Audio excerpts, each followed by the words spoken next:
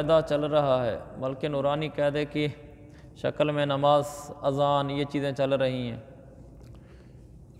مسائل بھی عرض سیاست ہوتے رہتے ہیں۔ تو کل جو مسئلہ عرض کیا تھا اذان کے بارے میں، اور اس سے متعلقہ ایک دو اور مسئلے عرض کر دیتا ہوں، اس مسئلے کو بھی دہرا دیتا ہوں تاکہ پچھلے کا ربط قائم رہے۔ وہ میں نے یہ عرض کیا تھا کہ ایک ساتھی نے مسئلہ پوچھا تھا، تو اس کی وجہ سے میں نے پھر عرض کیا تھا کہ جب کوئی اذان میں کہتا ہے اشہد ان محمد الرسول اللہ، ہمیں اس میں درود پڑھنا چاہیے یا نہیں؟ اسی طرح کوئی اقامت میں کہتا ہے اشہد ان محمد رسول اللہ مکبر، تو ہمیں درود پڑھنا چاہیے یا نہیں؟ تو اس کا جواب یہی عرض کیا تھا کہ دین وہ ہے جو اللہ رسول نے بتایا ہے، چاہے وہ ہمارے جذبات کے مطابق ہو یا جذبات سے ہٹ کر ہو۔ بعض دفعہ دینی جذبات ہوتے ہیں، لیکن وہ دینی جذبات سنت کے مطابق نہیں ہوتے، تو ہمیں حکم یہ ہے کہ دینی جذبات پیچھے کر دو، سنت کی غلامی کرو۔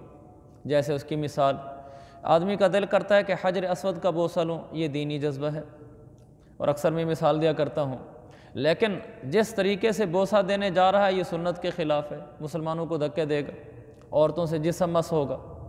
تو ایسے موقع پر ہم سنت کی تابع داری کریں۔ دل کرتا ہے آدمی کا نماز شروع کیے ہوا ہے، امام کے پیچھے خاموش کھڑا ہے، چلو اتنی دیر میں درود شریف پڑھتا رہے، دینی جذبہ ہے، اچھا جذبہ ہے، لیکن اس موقع پر اس کو درود پڑھنے کی اجازت نہیں۔ اسی طرح ایک آدمی رکوع میں گیا ہے، اس کا دل کرتا ہے قرآن کی تلاوت شروع کر دوں۔ سجدے میں گیا ہے، اس کا دل کرتا ہے کہ آج اللہ کا قرآن سجدے میں پڑھوں، لیکن اس کو اس کی اجازت نہیں ہے، اس لیے کہ ہمیں سنت کی غلامی کا حکم ہے، دل کے جذبات کے پیچھے چلنے کا حکم نہیں ہے۔ بالکل اسی طرح اذان اور تکبیر والے کے بارے میں اللہ کے نبی صلی اللہ علیہ وسلم نے فرمایا، ابو داود کی حدیث ہے، قولوا مثل ما یقول المؤذن، تم ایسے کہا کرو جیسے مؤذن کہتا چلا جاتا ہے، اس کے الفاظ کو ہی پڑھتے جاؤ۔ آپ نے دو الفاظ اس میں سے مستثنا کر دیے، فرمایا اس کی جگہ پر الفاظ بدل لیا کرو، باقی سارا ویسے کہو جیسے مؤذن کہتا ہے۔ لہذا مؤذن کہے گا اللہ اکبر، ہم بھی کہیں گے اللہ اکبر۔ مؤذن کہے گا اشہد ان لا الہ الا اللہ، تو ہم بھی کہیں گے اشہد ان لا الہ الا اللہ۔ مؤذن کہے گا اشہد ان محمد الرسول اللہ، تو ہم بھی کہیں گے اشہد ان محمد الرسول اللہ۔ یہاں درود نہیں پڑھیں گے، اس لیے کہ رسول پاک صلی اللہ علیہ وسلم نے ہمیں یہاں اسی طرح کہنے کا حکم دیا ہے جس طرح مؤذن کہہ رہا ہے۔ اور پھر آگے وہ کہے گا حی علی الصلاۃ، تو اللہ کے نبی نے یہاں بدلا ہے، آپ نے فرمایا سوائے حی علی الصلاۃ اور حی علی الفلاح کے، یہاں پر اگر مؤذن اور مکبر جو پہنچتے ہیں تو اس موقع پر کہنا ہوتا ہے، وہ کہتے ہیں حی علی الصلاۃ اور ہم کہیں گے لا حول ولا قوت الا باللہ۔ ایسے حی علی الفلاح میں قد قامت الصلاۃ کے جواب میں بھی قد قامت الصلاۃ کہنا چاہیے، اور اقامہ اللہ و ادامہ بھی کہتے ہیں، اور اقامہ اللہ و ادامہ کہیں گے۔ فجر کی اذان میں جو کہتے ہیں وہ کہتا ہے مؤذن الصلاۃ خیر من النوم، اور آگے سے بعض لوگ کہتے ہیں صدقت و بررت، اور ہماری بعض کتابوں میں لکھا بھی ہے، یہ درست نہیں ہے، اس لیے کہ اللہ کے رسول صلی اللہ علیہ وسلم نے صرف دو چیزوں کا استثناء کیا ہے، ایک حی علی الصلاۃ کا اور ایک حی علی الفلاح کا۔ اس کے علاوہ باقی تمام الفاظ ویسے کہیں گے جیسے مؤذن کہتا ہے، چنانچہ الصلاۃ خیر من النوم کے جواب میں بھی الصلاۃ خیر من النوم ہی کہا جائے گا۔ تو آخر میں اللہ اکبر کے جواب میں اللہ اکبر، لا الہ الا اللہ کے جواب میں لا الہ الا اللہ۔ اس کے بعد پھر جو اذان کی دعا ہے سنت میں آتی ہے وہی دعا پڑھیں گے، اس میں ان الفاظ کا اضافہ نہیں کریں گے جو الفاظ سنت میں ثابت نہیں ہیں۔ اللہم رب هذه الدعوة التامة والصلاة القائمة آت محمدا الوسیلۃ والفضیلہ وابعثه مقاما محمودا، آگے الذی وعدتہ انک لا تخلف الميعاد۔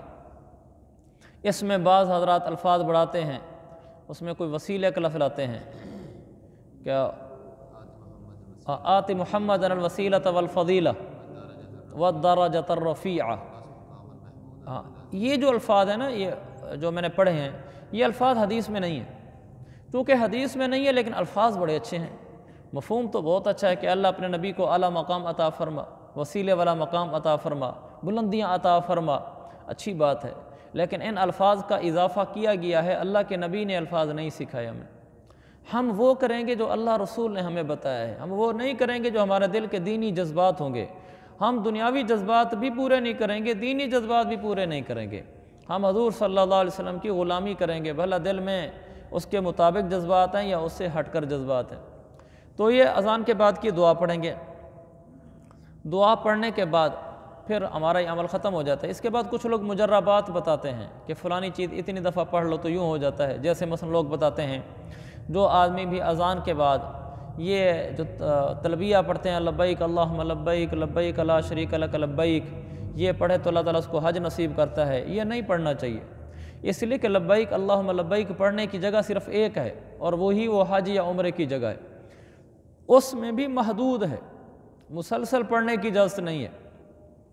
عمرے والا جب عمرہ کرنے کے لیے طواف میں پہنچ جاتا ہے، طواف شروع کرنے سے پہلے اس کو حکم ہے کہ اب لبیک روک دو، بس اب جب وہ مطاف میں پہنچ گیا تو لبیک اللہم لبیک روک دے گا، اپنا طواف کرے گا، صفا مروہ کی سعی کرے گا، سر کے بال مڈا دے گا، پھر کبھی لبیک نہیں پڑھے گا۔ اگر وہ چلتے پھرتے لبیک پڑھتا رہتا ہے تو یہ مکروہ ہے، ناپسندیدہ ہے شریعت میں، اس لیے کہ اللہ کے نبی نے نہیں پڑھا اس طرح۔ لوگ وہاں صفا مروہ کی سعی میں بھی لگے ہوتے ہیں، طواف میں بھی لگے ہوتے ہیں، بس چونکہ معلوم تو ہے نہیں۔ اسی طرح حج میں بھی، حج کے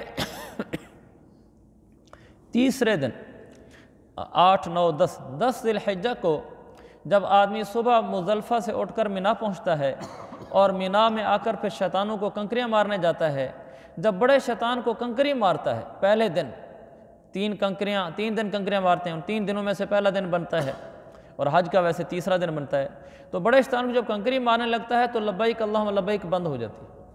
اب اس کے بعد تو بھی حج کے 2.5 دن پڑے ہوئے ہیں، پونے 3 دن پڑے ہوئے ہیں، اس میں اس کو لبیک اللہم لبیک پڑھنے کی اجازت نہیں ہے۔ ہمیں غلامی سکھائی گئی ہے کہ غلامی رسول میں ہی نجات ہے، جذبات میں نجات نہیں ہے۔ ہم وہ نہیں کریں گے جو ہمارے دلوں میں آئے گا، ہم وہ کریں گے جو اللہ رسول ہمیں بتائیں گے۔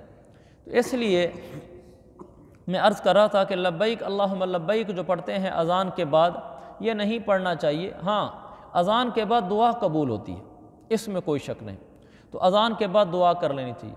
فرض نماز کے بعد دعا قبول ہوتی ہے، فرض نماز کے بعد دعا کرنی چاہیے۔ اللہ کے نبی نے فرمایا، 2 جگہیں ایسی ہیں، اور بھی کئی مقامات ہیں، لیکن اس حدیث میں آپ نے 2 چیزوں کے بارے میں بطور خاص فرمایا کہ جن میں دعا قبول ہوتی ہے۔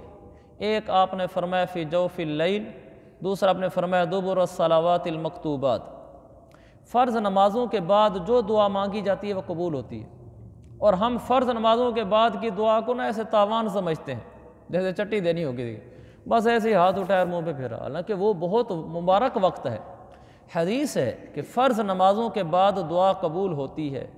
خود مجھے بھی کوئی خاص کام ہو تو میں اگلی نماز کی انتظار میں رہتا ہوں کہ اس نماز کے بعد دعا مانگوں گا، کیونکہ فرض نماز کے بعد دعا کا قبول ہونا تو حدیث میں آگی ہے، لہذا اس میں تو کوئی بات ہی نہیں رہی۔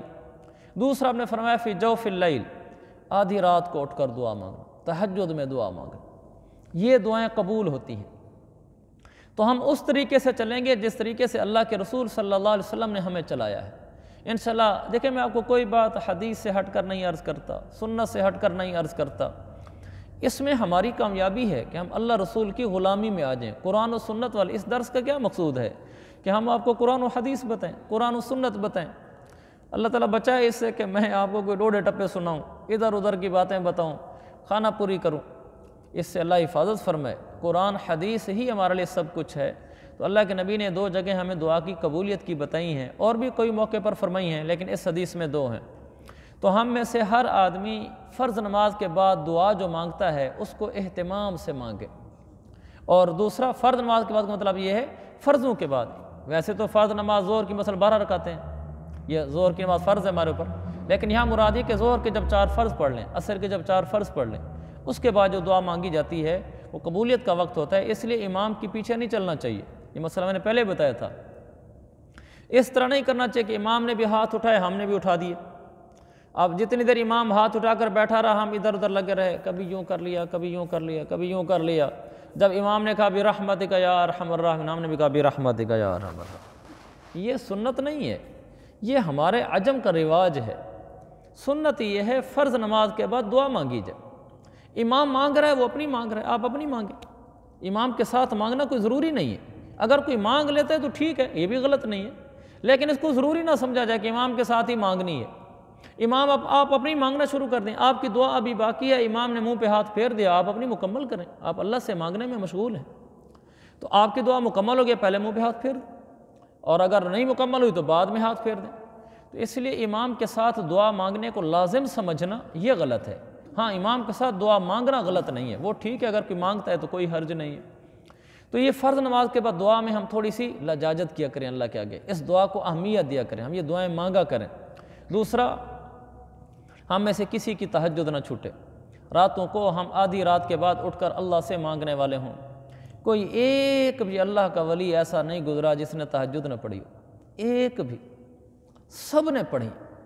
تو ولی تو سارے تھے ہی وہ، اللہ والے تو تھے ہی وہ، صلحاء نیک اللہ کے مقبول بندے وہ تھے جو راتوں کو تہجد پڑھتے تھے۔ تو ہم ایسا کوئی پتھر پہ لکیر ہو ہمارے جذبے کے لحاظ سے کہ میں رات کی تہجد نہیں چھوڑ سکتا۔ آج کل تو میرے عزیزو مفت کی تہجد ہے نا، دیکھیں اب کیا ٹائم ہو رہا ہے، 9 بج رہے ہیں، 9:30 بھی سو جائیں، 10 بھی سو جائیں، تو صبح کی اذانیں ہو رہی ہیں 5:36 تو 10 بجے سو جائیں تو یہ 7.5 گھنٹے بنتے ہیں، اور میڈیکلی 6 گھنٹے کافی، 1.5 گھنٹہ بچتے ہیں ہمارے پاس، اور ابھی تو 9 بج رہے ہیں، میں 10 بجے کا سونا کہہ رہا ہوں، تو آرام سے آدمی تہجد پڑھ سکتا ہے۔ اس لیے اس کی ہم ہمت کریں، ہم تہجد والے ہوں۔ اللہ تعالیٰ مجھے آپ کو سب کو توفیق دے۔